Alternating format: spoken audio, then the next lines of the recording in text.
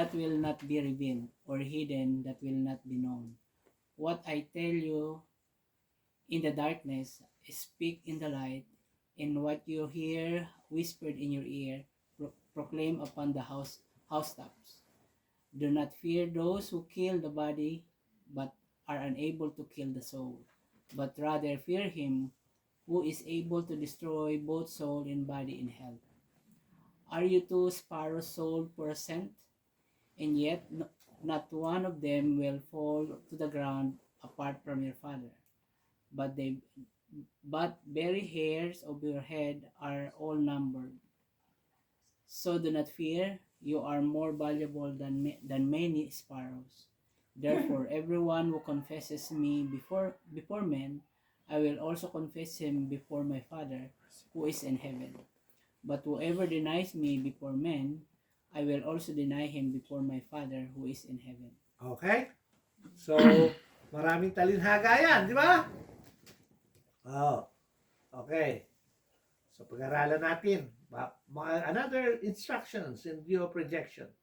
Pagpapatuloy. Rejection. Brother June. Verse 24-25, Jesus warns the apostle that they will be rejected on the same basis that he was rejected, on the basis of demon possession. Therefore, they should be ready for this. Ayan ha. Babalikan natin. Ang sabi ng verse 24-25. A disciple is not above his teacher, nor a slave above his master.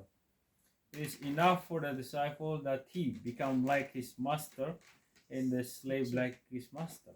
Teacher. Like. Sorry. It is enough. 25. Kulang sa laki. It is enough for the disciples that he became like his teacher, in the slave like his master.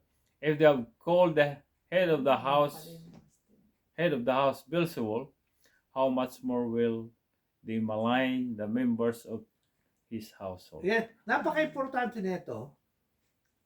So, to the disciple, to become like his teacher. Who is the teacher? Jesus. Jesus. So, yun ang desire ng Panginoon. That the disciples will be like Him. Katulad ng slave. If you're a slave, what do you want to become? A master. Pero sabi ng Panginoon, if they had called the head of the house, who is the head of the house? The Lord Jesus Christ. Beelzebul. Yun ang tawag sa kanya. He's the head of the house. How much more will they malign members of his household? Who is the members of his household? Remember yung pagkakagamit ng Panginoon, who is my brother and my sister? Tapos iginanon niya yung kamay niya doon sa kanya mga tagasunod. These are my brothers and my sisters. So, it's no longer about relationship as a Jew. It is about those who believe. And those who believe are part of his household. So, kung ang tawag nga sa Panginoong Jesus, Beelzebul Di yun din ang tawag sa atin na mananampalataya o tawag sa mga disciples noong araw. O yung kapangyarihan nyo galing kay Beelzebul maski nagpapagaling sila. So they will be maligned. Yun ang sinasabi ng rejection. You will be rejected. Not all will believe the message. Kung ako nga hindi nila sinunod, hindi sila nampalataya sa akin. Sabi sa akin, andar ako ni Beelzebul, kayo pa. So pagdadanasan nyo. Pero okay lang na gusto nyong maging katulad ko. Being your discipler. Hindi kayo mag-i-stay as a student. Okay? Do not fear. Do not fear them. In verse 26, he tells them not to be afraid, but to boldly proclaim all that he has taught them. Ayan, see? 28. He encouraged them not to fear those who can kill the body, but only to fear God who is able to send the soul to hell. Okay? 29:31. He speak words of comfort to them of God's great care for them, even to the tiniest details of their being. The hair on their head are numbered. The result, is that they should not fear. Balikan natin yung verses, ha? Para alam natin. Do not fear them. Sino hindi lang i-fear? Dapat alam natin yung context. Those who will malign them. Those who will tell to them, your master has the spirit of Beelzebul. So are you. Sabihin sa iyo. Sabi ng Panginoon, huwag mo silang katakutan. Why? Babalikan natin yung verses. Sabi ng 26. Therefore, do not fear them, for there is nothing concealed that will not be revealed. Anong ibig sabihin yan? Walang tinatagong hindi maihayag. Di ba? So, there is nothing secret to the Lord. Amen. Okay? Or hidden that will not be known. What I tell you in the darkness, speak in the light. And what you hear whispered in your ear, proclaim upon the housetops. I'll stop. Yan. Bakit in darkness? Remember, nung pinagaling ng Panginoon, yung anak ni Jairus. Jairus, sino lang yung nandun sa loob? The parents, James, Peter, and John. So they were, silang tatlo lang, konti lang. James. So they were the ones who were able to hear. They were the ones who were able to see. Now that you have seen and heard all this, what are you going to do? Proclaim above the housetop. Ano ba yung housetop? Huwag kang magtago, kundi nandun ka sa ibabaw at doon ka maghayag. Bakit ba yung bumaril kay Trump? Maganda yung kanyang view. Kasi nandun siya sa taas, kasi si Trump. Mahirap barilin si Trump kung nandun siya sa baba. So parang gano'n, gusto mo mag-speak. Kaya nga yung picture ng may entablado,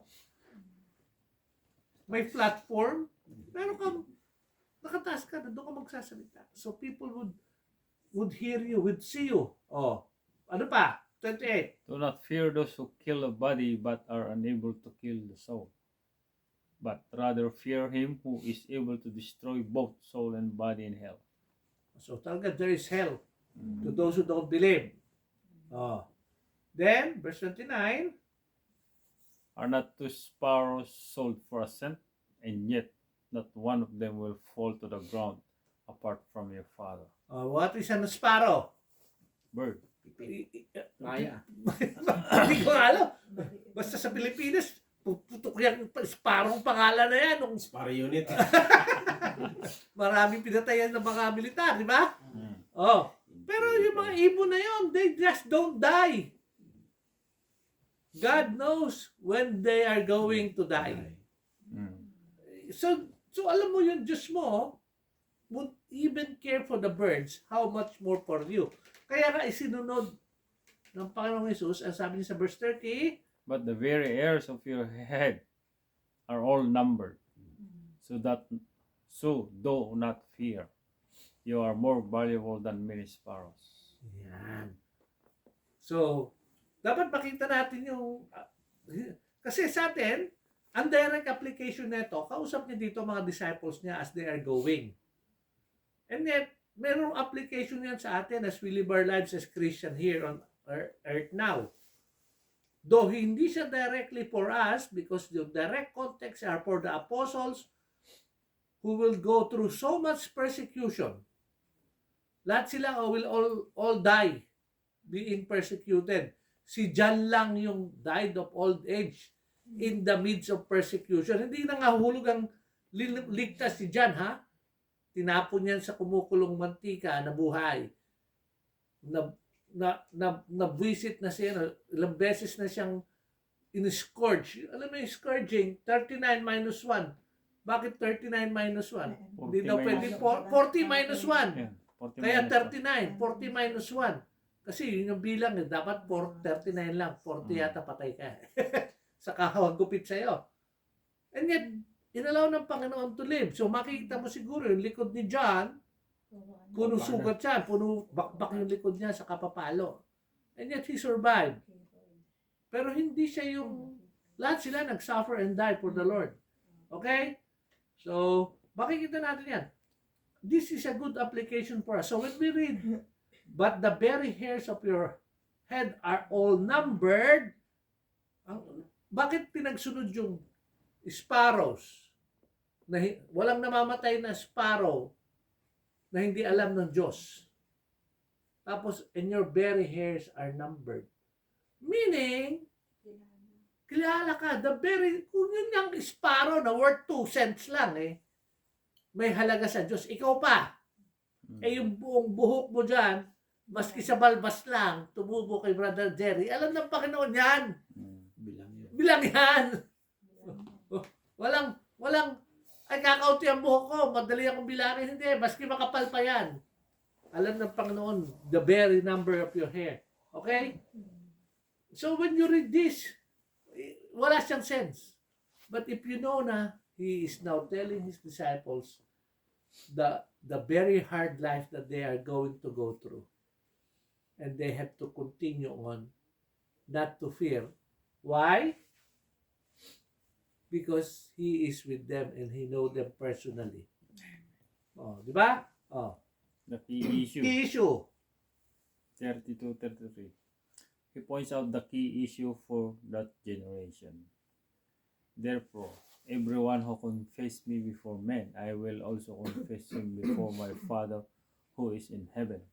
But whoever denies me before men, I will also deny him before my Father who is in heaven. Yan yung huling few verses nung binasa ni Brother Erwin.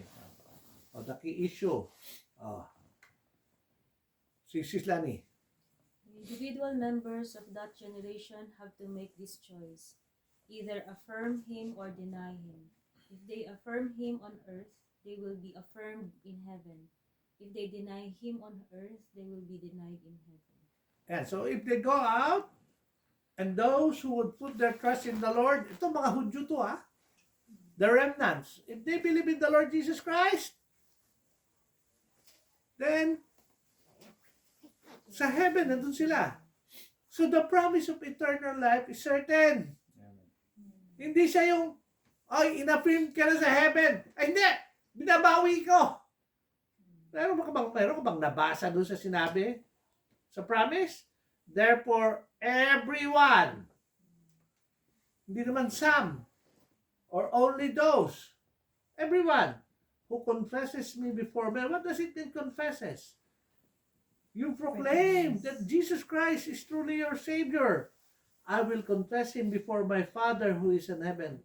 But anyone who denies me, if you don't affirm Jesus Christ as your Lord and Savior, that He is the Messiah, you will be denied also in heaven. There's certainty.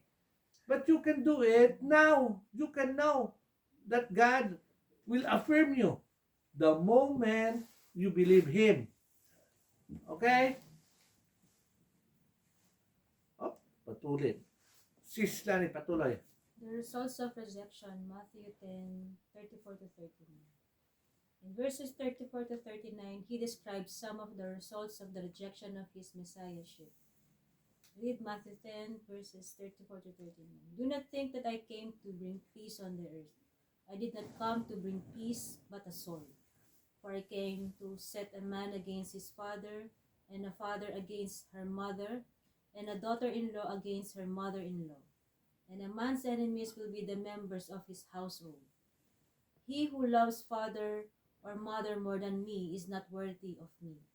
And he who loves son or daughter more than me is not worthy of me.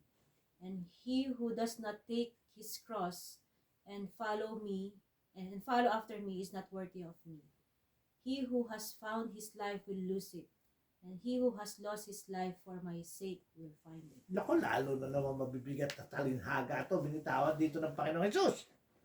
Oh, do not think that I come to bring peace on earth. Eh, di ba sabi nga sa Christmas, peace on earth, goodwill to men.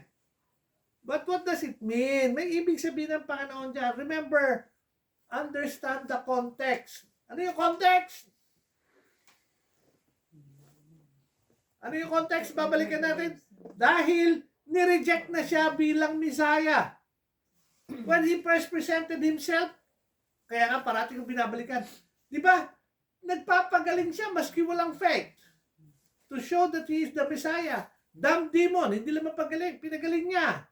Tinanggal niya yung demon without talking, without asking his name. Ano lang ginawa niya? Malis ka. Tapos. Wala nang ano. What's your name? Wala nang ganon. Kasi nga, he's the Messiah. Now, you have rejected him. Nagkaroon na nangyari. Nagkaroon na ng division. Magkaaway na. Magkakaroon ng away. Oh. So, basahin natin. Division. Sino na? Si Swen, babasa mo ba? O yan. Division. In the Messianic kingdom, which he had been offering them, they would have had true peace and unity within each household. However, the prerequisite to establishing the peace in the kingdom was their accepting him as Messiah. This they failed to do. Therefore, now in place of peace, it is a sword. In place of unity, it is now division. Man against son, daughter against mother, and so on.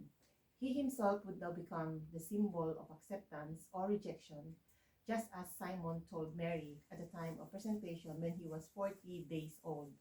Yan. Sige, basa sis. Luke 2:29 to 36. Lord, now you are letting your servant depart in peace, according to your word, for my eyes have seen your salvation, which you have prepared before the face of all peoples, a light to bring revelation to the Gentiles and the glory of your people Israel. And Joseph and his mother marveled at those things which were spoken of him. Then Simon blessed them and said to Mary, his mother, Behold, this child is destined for the fall and rising of many in Israel, and for a sign which will be spoken against. Yes, a sword will pierce through your own soul also, that the thoughts of many hearts may be revealed. Yan. Kita mo? Yung dedication ng Panginoong Jesus, nung makita siya ni Simeon, nung nakita ni Simeon is ready na siyang mamatay. Because he has seen the salvation. Wala pang rejection nun. The Lord was just being dedicated, 40 days old siya sa temple. And yet, kalakip nung ni Simon of understanding that salvation has come for the glory of the Gentiles and to the house of Israel, comes what?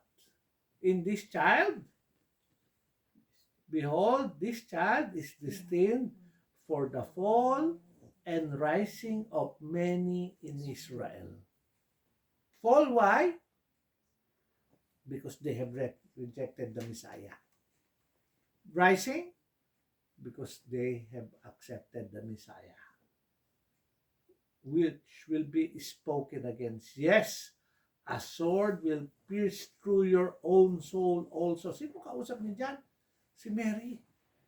Just imagine mo yung anak mo na sinilang na alam mong it was conceived by you, not by your own will, but by the will of the Father,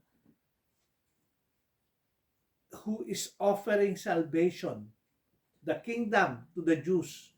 The moment they reject, ito na yung magiging resulta. There will be those who would fall. Ano yung ultimate fall? AD 70. Kasi that is what God in the person of the Lord Jesus Christ has declared sa Matthew chapter 12. Because the unforgivable sin, the rejection of the Messiah. Kaya, yun ang mga kasunod. Kaya pag binasa mo itong context nito, yan, when the Lord Jesus Christ was saying this, yes, He came in peace. He wanted the world to see the Messianic kingdom on that time. But because they have rejected it, babalik uli ang Panginoon on His second coming. This time, He will establish the Messianic kingdom. Pero, the remnants of Israel will be there kasi the Lord has a promise for them because they are His chosen people. Di naman, kasi kaya nga importante when we were studying covenant, tandaan nyo, the Lord's covenant with Abraham is an everlasting covenant.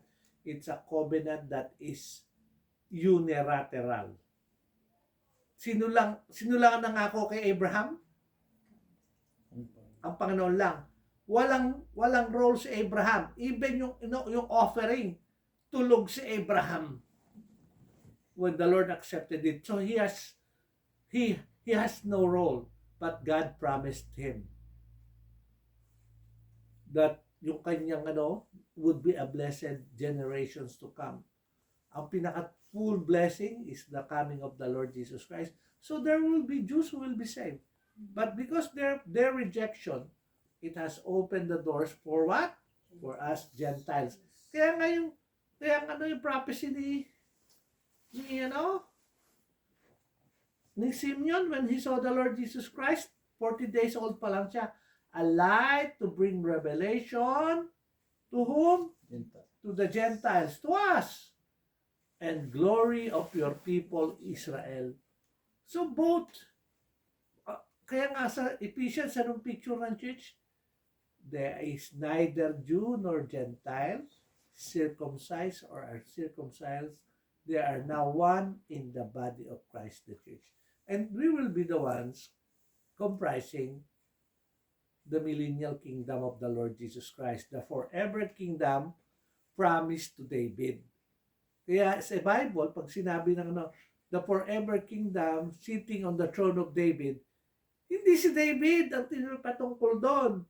Kasi si David patay na. Kaya nga sa Psalm may sinabi si David, the Lord said to my Lord. How can he say that the Lord said to my Lord? When we know that David is in the tomb, he is speaking of someone else. Kaya lang ang gamit is from the line of Judah, from the tribe of Judah, from the line of David. Kasi it pertains to the Lord Jesus Christ. Siya yung uupo sa millennial reign, millennial kingdom. Yan. Sige, tapusin na lang natin itong section na to. Sino na? Identity. In verse 38, what does Jesus mean when he said, "He who does not take his cross and follow me is not worthy of me"? Take up his cross and follow me. What does it mean to take up a cross and follow him? It was the Roman custom to make convicted criminals carry their own crosses to the place of crucifixion. So bearing a cross meant carrying their own execution device while facing ridicule and humiliation along the way to death. Ayan. So, to the disciples, sabi ng Panginoon Jesus sa kanila, Persecution. may persecution. If you don't follow me. But if you follow me,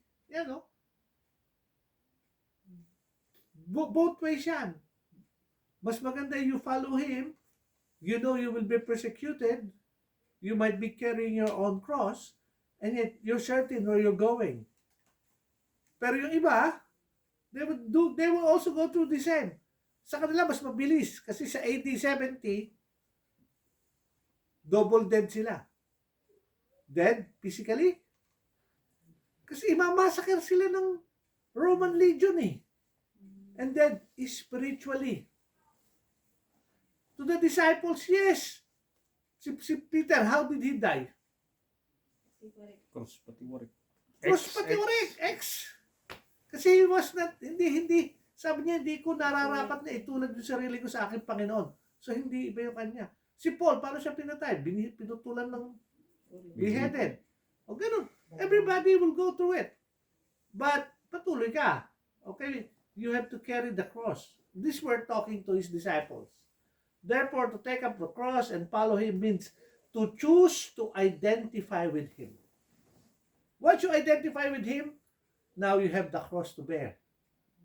That may be the same instrument that the enemies will use against you. Kaya hindi natin ito masyadong na-experience even as Filipinos. Kasi pinagpala tayo na hindi tayo na kung inabot nyo, kasi matanda ako, di hamak sa inyo matanda kami ni Ate Bel If you were yung age namin na nakikita mo yung napakaraming pinapatay na mananampalataya nung sa maraming revolt when communism was starting. Yung Bolshevik Revolution, alam niyo ba yan? Napanood nyo na ba yung The Last Romanov? Mga Russian? Si Anna Karenina, mga ganon? Yung mga ganon pala ba? Yung mga ganon. Oo. Di ba? Mga Romanovs. Sila yung, kumbaga no, sila yung ruling class nung araw. Sila yung mga oligarchy. Mga Fraile. monarch. Hindi, sila yung mga monarch. Sila yung mga hari-hari ng Russia. Ma-influence. Nung nagkaroon ng People's Revolution, Bolshevik, ang daming pinagpapatay. Galit sila dun sa mga king nila, pero lahat dinamay. Alam mo kung sinong number 1 na isinama? Lahat ng mananampalataya. Sa Korea, South Korea, ganun din. Sa China, nung panahon ni Chairman Mao Zedong, ganun din. Oo, galit kami doon sa mga namumuno, pero isasama namin lahat ng mananampalataya. For some reason, ang parating priority is yung mananampalataya. Pero, yung mga mananampalataya doon sa mga lugar na yon, na handang mamatay, were more faithful than those in countries na easy lang. Katulad sa Amerika. Ano na yung nangyari sa Kristyanismo sa Amerika? Amerika na ang source ng napakaraming distorted Word of God. Kung ano-ano ng katuruan. Pagka binasa, pinagkano, all will have a claim about Christianity. Pero they are all part of what? The Christendom. mystery kingdom. The Christendom. Claiming to be Christians and yet not truly in Christ. Hindi lang lumago. Pero hindi talaga mananampalataya. Nagagamit lang ang pangalan ng Panginoong Jesus. Okay? Ay, yung mga yun mga prophet for profit. Oo. Profit. Di ba? Prophet for profit. Okay? O sige. Ate Bel, pakibasa na to. The context of this verse is important to consider. The context is his rejection by the leaders of Israel. Because of the unpardonable sin, Jesus pronounced a judgment against a generation that was fulfilled in AD 70. Now Jesus is instructing his apostles as he sends them out, the believing remnant of Israel, including instructions about the coming persecutions, the division that would occur within the families, and the importance of identifying with him in his rejection. And this is the context of this statement. Then he says, he who has found his life will lose it.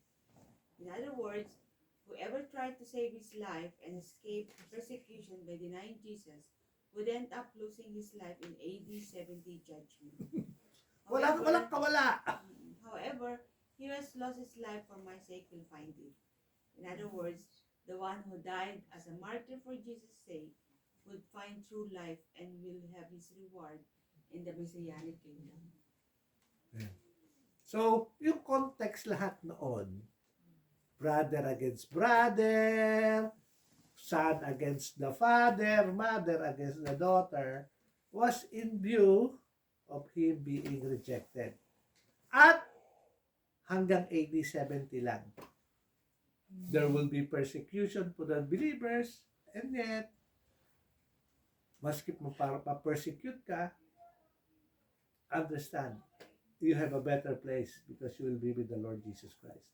Kaya nga, maski na sila Apostle Paul when they died close to AD 70. Kasi dito na yung time na si Nero medyo nabuang na eh. AD 64, brief history, hindi na general, hindi ko na i-detalye, nasunog ang Rome. Great Rome Fire. Basahin nyo, AD 64 yata to, 63-64. Si Nero ang may pakana. Sino may kasalanan? Sa lahat ng tao, sino may kasalanan sa pagkakasunog? Ang mga Kristiyano. Pero siya may pakana, tapos eventually, i-rebuild niya yung Rome. Pero dahil nagsimula ang Kristyanismo sa Jerusalem, talagang, kumbaga, yamot na yamot sila. Kaya kasi mga Hudyo, ano yan eh, sa view ng ibang tao, kung hindi mo binabasa ang Biblia, ang daling sabihin, Hudyo ka kasi. Ayaw nila kasi. Term sa Pilipinas yan eh. Nung bata ako. Itong Hudyon to. Maski hindi ka naman Hudyo, Hudyo ka. Bakit ka Hudyo? Kung sa ano pa, ano yun eh. Kung grupo tayo, tapos sasali to, Hudyo yan. Wala natin sama. Sabi Parang negative. Negative connotation. May negative connotation parate. Ganun, Magiging kasi baliktad. ganun yung nangyari dun eh. Pero, karamihan nun is because yung identity of the Lord Jesus Christ.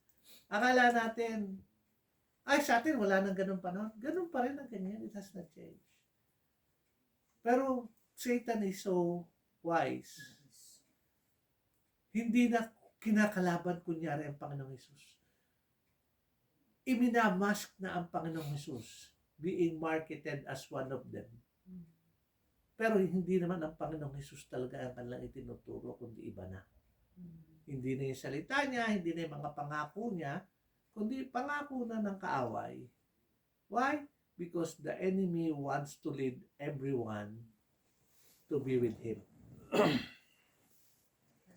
Not to find life. And then eventually they will lose it. They thought they know the Lord Jesus Christ, but hindi. Okay? So yun yung context na ating pinag-aaralan. Next week, rewards. So nakikita nyo na, may mga pagpapahirap sa mga mananampalataya, pero there are rewards for those who accept. Yun ang pag-aaralan natin. So, okay, so let's pray. Our Heavenly Father, truly, we praise you and thank you, Lord God, for we can study your word, understanding the context of what you are trying to teach the apostles during your time, that they would go through much persecution, there will be divisions among families, and yet there is this joy of even if we go through persecution, we carry our own cross because of our faith with you, but in you, but there's this joy of we don't have to seek life here on earth, but to seek life that is from above, brought about by the Lord Jesus Christ. So we praise you, Lord God, for making us your children, for allowing us to know you as our Lord and Savior, and we have hope in Christ Jesus. And Lord God, we praise you and thank you, Lord God, that we should never fear anything, because if you care for the sparrows who are just 2 cents worth, how much more us, whom you know personally, because we are in Christ. So Lord, nagpupuri kami, nagpapasalamat sa inyo. Tulungan niyo, Lord, kami that as we walk in this world, we know, Lord God, na hindi naman kami taga rito. Our position is in heaven. We are heavenly citizens. So Lord, help us na even here on earth, lumakad kaming mga anak mong bound for heaven. We praise you and we thank you, Lord, for tonight. Pagpalain, Lord, ang bawat pamilyang naririto and even those wala. Patuloy niyo, Lord, bigyan ng kalakasan, yung mga nanghihina. Continually praying, Lord God, for Brother Joel, for full recovery do sa kanyang knee. And even those who are sick, being tired. And we praise you, Lord God, for the day of rest, weekend. Bigyan niyo, Lord, kami ng ma-refresh yung bawat isa sa aming mga physical na bodies. We praise you and we thank you, Lord God, for this time, and bring us again, Lord God, this coming Sunday to worship you. All these things we pray in the mighty name of our Lord and Savior, Jesus Christ. Amen. Amen.